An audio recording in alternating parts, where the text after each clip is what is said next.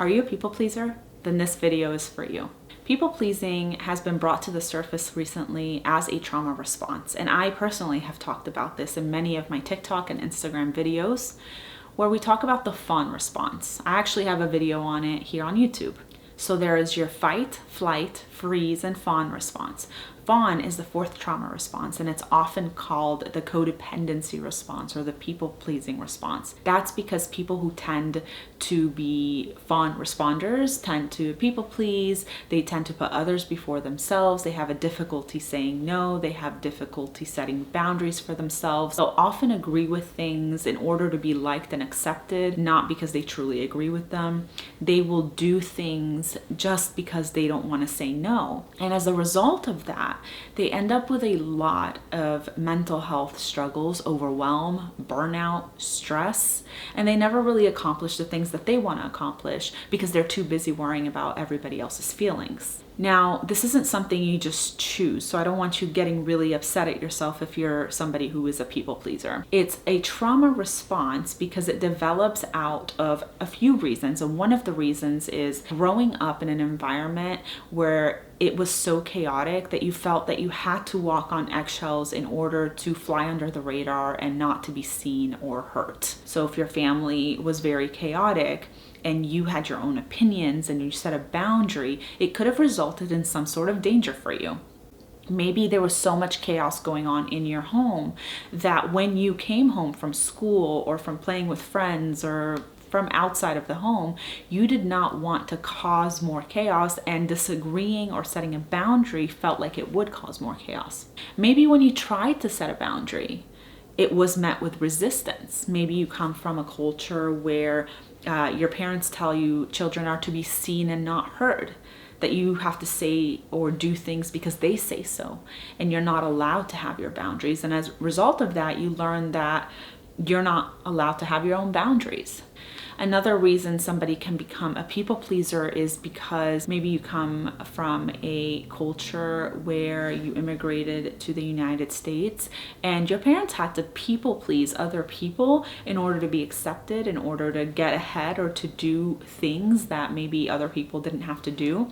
And so you kind of learned that that was the way of the world. You learned that in order to get what you need or in order to be accepted or liked, you had to put others before yourself. So people pleasing is considered a trauma response because most of those things that I just mentioned come from some sort of trauma. So immigration is a trauma within itself. So if your parents immigrated from a different country, the move, the learning a new language, the fitting into a new culture, having to say goodbye and broken bonds and relationships, the grief associated with leaving your home country and coming here is a traumatic experience. It may not result in traumatization, but it can definitely result in some behaviors that alter the way we live our life. In other cases, if you did grow up in a chaotic household, that is considered a trauma.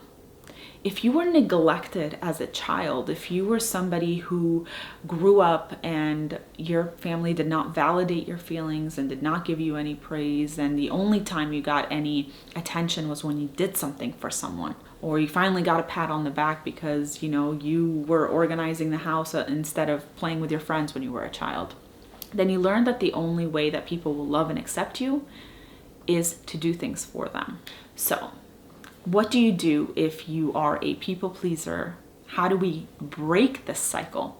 Well, you're watching this video, so there's step one.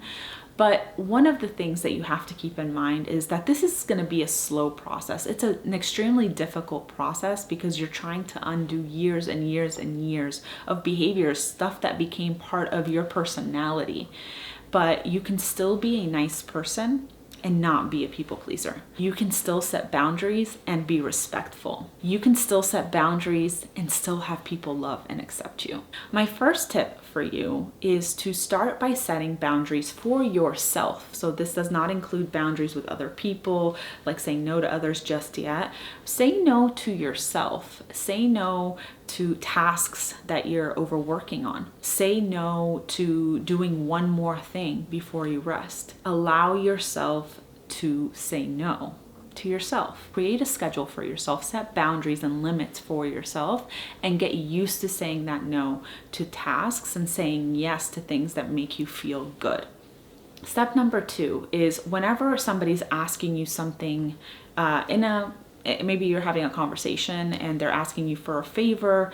If you're a people pleaser, you tend to kind of almost reflexively say yes, right? Like, yeah, sure, I'll do it, because you're afraid to even think about it because you don't want to be perceived as somebody who might say no and therefore be a bad friend or a bad person. But what I want you to do is take a 3-second pause before replying. The 3-second pause is really important because the other person will not even notice. I just took a 3-second pause right there, and you may not have noticed. Maybe you did, but it wasn't enough to make you question it. And most people are not questioning people's pauses in conversations. So take a 3-second pause and ask yourself this question. Am I inclined to say yes because I actually want to help and have the resources? Or am I inclined to say yes because I'm afraid they're not gonna like me? If the answer to that is yes to the second one, then I want you to challenge yourself and give a reason as to why you cannot do it in a respectful way. So you can say something like, I would typically help you, but I'm just not able to do so right now. That sounds like a really good and fun idea. I just don't think I have the energy. I would love to go out with you. That sounds extremely fun, but I've been struggling with my mental health lately and I need some time for myself. And finally, the last tip that I have for you is to say no at least once a day.